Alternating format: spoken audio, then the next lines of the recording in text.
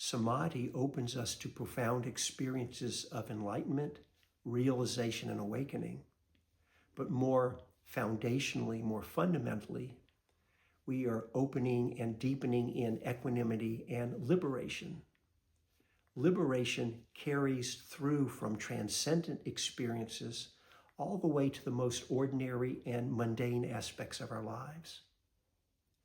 Whether we are conscious of it or not, most of us spend most of our time seeking those things, situations, and experiences that we think will make us happy, and avoiding those that we think will make us unhappy.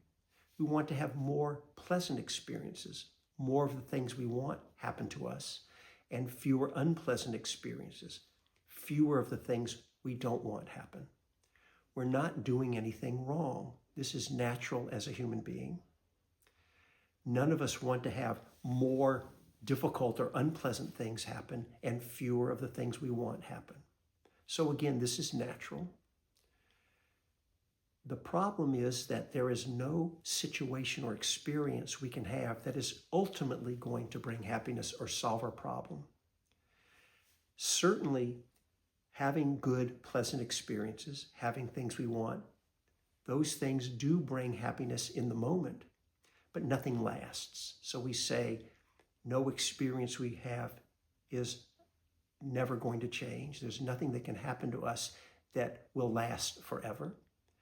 And so if our well-being is tied up with only having or not having certain experience, it's an unreliable kind of happiness. It's a tenuous kind of happiness because we have in the back of our minds the certainty that the happiness and security of the moment will eventually, inevitably change.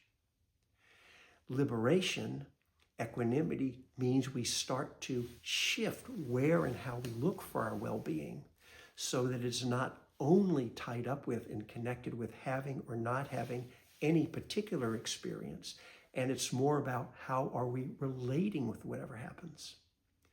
We more and more deeply are able to rest in a place of balance, equanimity, a sense of letting be or allowing. It's called a liberation through non-clinging. It entails having a harmonious relationship with our experience and with ourselves, letting ourselves be who and what we are.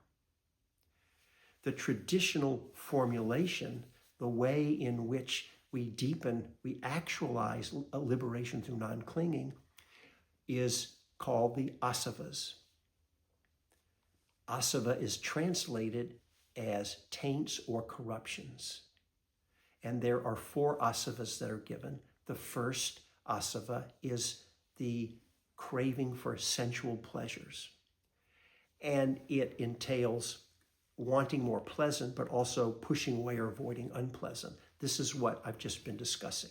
When that drops away, it's a great relief to find that our happiness is not only tied up in circumstances which are not always under our control, and we rest more at peace with the way things are. The second Āsava is becoming.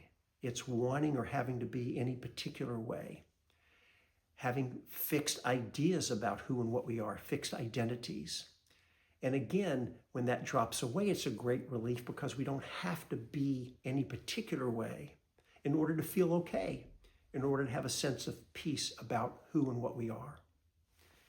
The next Āsava is ignorance, and it can manifest in a couple of ways. One is a kind of delusion where we don't really see things clearly.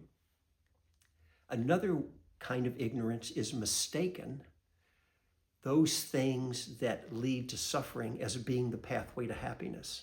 And again, this is what we've been discussing, thinking that the only way to happiness is having to have or go after, chase after certain experiences and avoiding others. We make that shift into a sense of allowing or letting be. It's about how we're relating to what's happening. And the last Āsava is called views, clinging or holding to fixed views about things.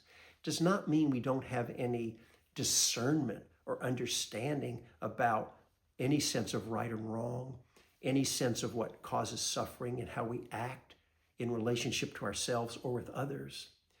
But it's a view and opinion about how things have to be about ourselves. And as that drops away, again, it's more of a sense of allowing and letting ourselves be. So this is a great relief.